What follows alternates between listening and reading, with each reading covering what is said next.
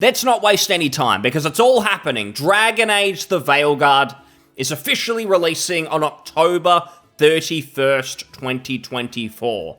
And this has come out via a leak. So BioWare had very recently announced that they were going to unveil an official release date trailer in a few hours' time, and that was going to give us that release date and all their plans leading up to that release. There is also a roadmap as well, which we'll go over, the marketing roadmap. Those are the sad depths that we've come to. The announcement of the announcement, roadmaps for just showing us the game, convincing us to buy it. But I'll say, first of all, this leak, October 31st, kind of surprising. I mean, given we've barely seen anything of the game, they've shown, a beginner area, very simple combat, opening cutscenes, but we've seen, nothing else, and yet it's coming in a little over 2 months. Very strange, even if I think of other games that had a pretty short marketing cycle, like Fallout 4. At the time, very few games were unveiled and then released a few months later, which is what happened with that game. I think June, it got unveiled and then released in November of that year. The first time they showed it, they were still showing off gameplay systems in detail. Heaps of gameplay, really showing off what you were going to be doing, the open world, the characters, and so on. Yet with Dragon Age, we've had the initial character unveilment, we had the rebrand, which came extremely late, and then some first area opening cutscene kind of gameplay, and that is literally it. They have shown very limited amounts, and yet it is coming in something like 10 weeks' time. Not long at all. This is a leak again, so I can't 100% confirm it, but there's been advertising trailers that have come ahead of time. This happened with Kingdom Come Deliverance 2 as well, where there was an ad for the game that was spotted before it was officially unveiled, and that's how we knew. It's happened again with the Veilguard, so coming really, really soon. And according to this tweet, pre-orders open later today, so you're going to be able to buy the game ahead of time before they've even really shown you anything. Fantastic, let's get excited. I am interested though, because they've been kind of marketing the game as extremely consumer-friendly. This isn't the EA-published game that you're used to. There's no microtransactions, even though it's single-player. They've got to point that out. That's apparently a sell these days. No microtransactions, loot boxes in a single-player game. It's sad how far things have fallen, but that is the case, and they even announced that on Steam, you don't have to install the useless, valueless piece of garbage that is the EA app to run this game. You just buy it on Steam and play the game. No installing of anything else necessary. Again, pretty sad that this is now a selling point, the fact that you don't have to install pointless third-party software to run the game that you've purchased for $60, $70. That is where things are at, but I bring this up because BioWare have made this point of saying, we're consumer-friendly. There's not going to be any other game released in 2024 that'll be as consumer-friendly as this one, given no microtransactions, everything else that I mentioned. But if they're trying to use that as a selling point, they have to stick to it. They can't say, hey guys, we're doing everything that's great for gamers, and then they put pre-orders up where there's, say, a 3-day early access, and if you buy the extra special edition, twice as expensive, you can play a few days early. They can't have their cake and eat it too, brag about no microtransactions, but then there's other scummy practices in the pre-orders. Maybe even though you can't buy microtransactions, they could be part of some sort of ultimate edition. A season pass? I can't remember if they've confirmed or not confirmed any DLC. I don't think it will actually get anything substantial because I really feel like EA don't have a lot of confidence in this game. That's part of why there's probably not been the biggest marketing budget. They've just talked about the game, barely showed anything, and now it's coming out in 10, 11 weeks' time. I'm not sure EA have the confidence to fund more development, DLCs, and so on, but we'll see. We'll probably find that out with the pre-orders. So, Dragon Age the Veilguard, 31st of October. You won't have to wait very long. There is that roadmap as well, so as par for the course these days, they can't just say, look, here's a new gameplay trailer, actually prove us all wrong and create some immediate excitement. Instead, it's, oh, we don't have a lot to show now. Very soon, we promise, the best is yet to come. And the first listing here on the roadmap, August 15th. The release date trailer and announcement. That's today, tomorrow, depending on where you are. So very soon, we will get that trailer. Unfortunately, because the release date was leaked, some of the surprise, some of that excitement isn't quite there, but we've still got the trailer itself, which I've read in a few places will be a couple of minutes long, and 2 minutes of new footage of the Veilguard, that's pretty big in the context of the marketing, given we've barely seen anything. There's been like 20 minutes total, and that was all at the beginning of the game, so 2 more minutes. Something to get thrilled about. Whether it's cinematic or whether there's some actual gameplay, we'll find out very soon. Maybe it'll be a mix of both, but I'm not holding out hope on any real gameplay. I think the purpose is really just for it to look flashy so they can get those pre-orders happening, given they'll go live pretty much straight after. So that's it for tomorrow, but then the week of August 19th, we've got the high-level combat and PC spotlight. Now, someone did ask, does PC refer to the player character? Are we going to learn about Rook, the character you're playing as? Or does it literally just refer to computers, your PC? And they confirmed it is about the PC. So I'm not really sure what that means. I mean, it could be that they're showing off more of the gameplay and they just happen to be doing that on a PC.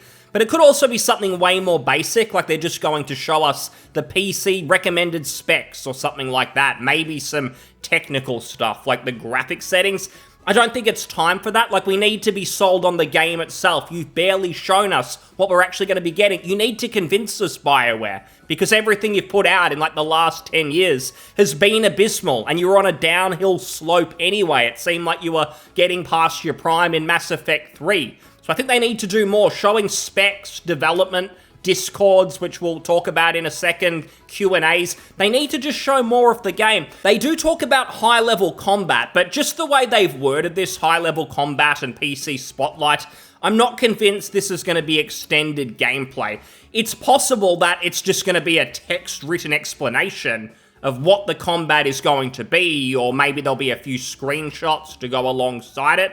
I'm not sure if they're actually going to show a combat encounter live. That's what they really need to do. No bells and whistles or something that's really curated. They just need to have a developer fight a boss or something like that. Show us the abilities. And back up what you've said. They've claimed that even though they're taking away companion control, there seems to be less abilities in other games. So they need to show us that's not going to stop it from being interesting. Because that's what they said. They didn't admit, which I think is going to be the truth, that it's just dumbed down. They're aiming for that action crowd who aren't really interested in strategic combat. They claim that it was in our benefit, traditional fans' benefit, that they've made these decisions. So they need to show that it's still going to be really in-depth and we're going to have a fun time fighting these bosses. So they should actually show a real fight.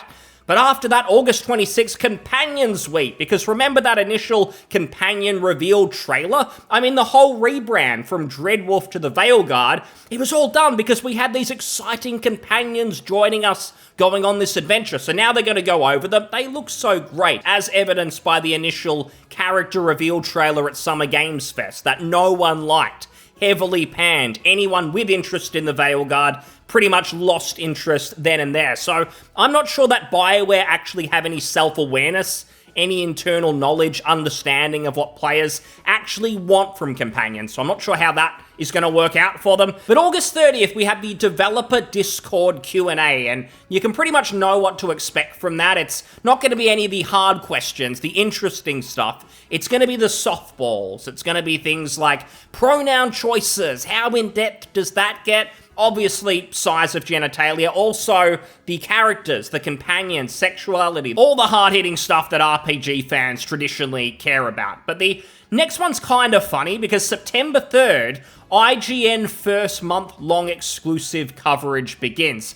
I find this interesting because there's already been some sort of exclusive marketing deal for the Veilguard. That was with Game Informer. If that name is familiar, you might remember that they closed down not long ago. And BioWare, the Veilguard, there were all of these articles that went out, these puff pieces, interviews with the developer, sucking up to them, things like that. But it all disappeared because Game Informer got shut down. So all the marketing that had been done, wiped, it doesn't exist anymore. This time it'll be IGN writing all those puff pieces and sucking up to them. At least there's less chance of them closing down, given that IGN have been buying up all of these useless game journalist outlets in recent times, so you'd think there's less chance they'll close down. That remains to be seen. But what it kind of tells me, I'm not sure if these exclusive deals with IGN, Kotaku, Polygon, or whatever, if those are really common, or if it suggests that they don't want to show the Veilguard to too many different people, because they're worried that someone's going to be honest and say, hey,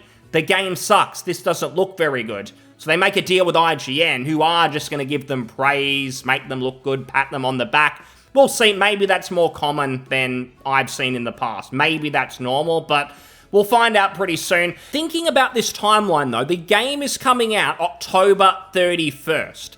And I'm not sure if this roadmap really eases any concerns, because I'm not seeing uninterrupted gameplay. We're going to show you another 20, 30 minutes. Where is that? Because they mentioned the high-level combat. I don't think that confirms that we're actually going to see a lot of gameplay. It could be anything. Again, it could be a text article. It could be something very, very basic, maybe a little bit of footage, but not a whole lot. The game's coming out in like 10 weeks. Where is it? You should be showing us more. You should be confident, excited to show us more if this is going to be a good game. Kingdom Come Deliverance 2, for instance, that's actually just been delayed. It's not coming out until February now. That's very recent news. And I feel like they've shown us more of that, at least different parts of the game. They've announced that they're going to be doing a 20-minute gameplay showcase, I think at Gamescom, maybe even sooner. They just seem really confident, and I'm not seeing that here. Now, it could be that this exclusive coverage with IGN, that there's heaps of gameplay there, maybe their team plays through different missions and so on, and we see it all. They stop hiding things, but there's no guarantee, because Game Informer, that coverage, it was just articles, it was interviews with the devs, there was barely anything, and just the way those articles were written, it was all hyping up the game, it felt so artificial, it just doesn't seem like there's genuine enthusiasm for this. Again, most people positive about the Veilguard, they're just fans of the series already. There's nothing they've actually seen that they're praising. They're just saying, let BioWare cook, they're not going to disappoint us. Every character in the game's a pansexual. How could this game be bad? It's that sort of praise. So I don't know, this doesn't really ease my concerns. That could change if the release date trailer coming in a few hours, if it shows gameplay, I might be a bit more optimistic. If the high-level combat, they show a boss, they get into more detail, it's not just another article or something, then maybe I'll think, okay, perhaps they're doing a marketing strategy of showing lots quickly, then the game comes out and we're all pumped, the excitement, enthusiasm is really high because they're showing good stuff. I think that's cope. I don't think that's going to happen. It's looking a little bit dicey, but we'll find out more very soon. Thanks so much for listening. I'll see you on the next one. Cheers. Bye.